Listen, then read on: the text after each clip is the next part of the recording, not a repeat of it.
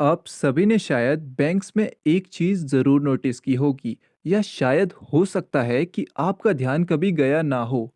Recently ही मैंने ये चीज ऑब्जर्व की, जिसमें मुझे बैंक्स की दीवार पर एक बहुत ही ह्यूमन सेंट्रिक कोटेशन को पढ़ने का मौका मिला, जिसमें लिखा हुआ था, a customer is the most important visitor on our premises. We are not doing him a favor by serving him. He is doing us a favor by giving us an opportunity to do so.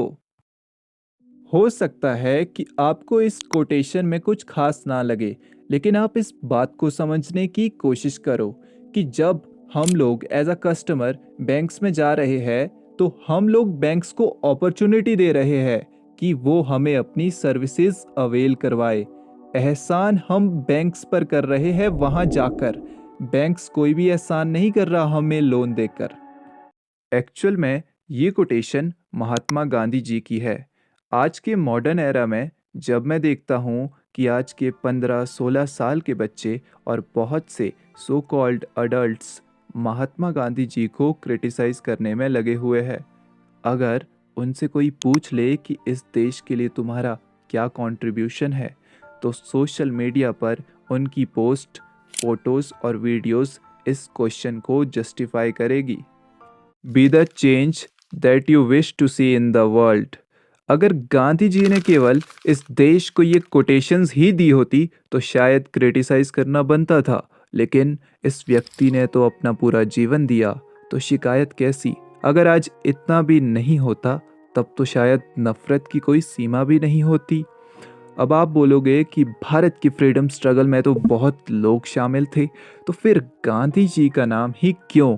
ऐसा इसीलिए क्योंकि काबिलियत तो हर भारतीय में थी और रहेगी, लेकिन कोई ऐसा व्यक्ति नहीं था जो इस काबिलियत के लिए पुल बनाए, और वो काम महात्मा गांधी जी ने किया। उन्होंने ये पुल बनाकर हर एक भारतीय के मन में विश्वास पैदा किया कि अब बस आपने चलने की हिम्मत करनी है। काबिलियत और हुनर की आप में कोई कमी नहीं है। इस विश्वास ने उस समय के बड़े बड़े व्यक्तित्व के स्वामियों को इस देश के लिए आगे आने के लिए प्रोत्साहन दिया था, और उस आज़ादी में भारत के हर एक व्यक्ति ने अपनी प्रतिभा को जाना। उस समय के ग्रेटेस्ट फिजिस्ट अल्बर्ट आइंस्टाइन ने कहा था, I believe that Gandhi's views are the most enlightened of all the political men of our time.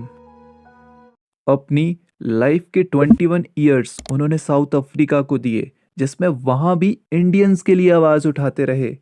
और उसके बाद भारत की भूमि पर 1917 चंपारण मूवमेंट, 1918 खेड़ा सत्याग्रह, 1919 खिलाफत movement, 1920 non cooperation movement, 1930 salt march, 1942 quit India movement. इतनी सब मूवमेंट्स की उनको क्या ज़रूरत थी? वो उस समय बैरिस्टर थे, अच्छे से ब्रिटिश रूल में अपनी लाइफ एंजॉय कर सकते थे, लेकिन उन्होंने सेल्फ की जगह मास का सोचा। भले ही इतना सब करने के बाद हम उन्हें ना माने, पर हमें उनकी क्वालिटीज, थॉट्स को एक्सट्रैक्ट करके जगह ज़रूर देनी चाहिए। इतनी पोजीशन तो मुझे लगता है वो बिल्कुल डिज़र्व करते हैं।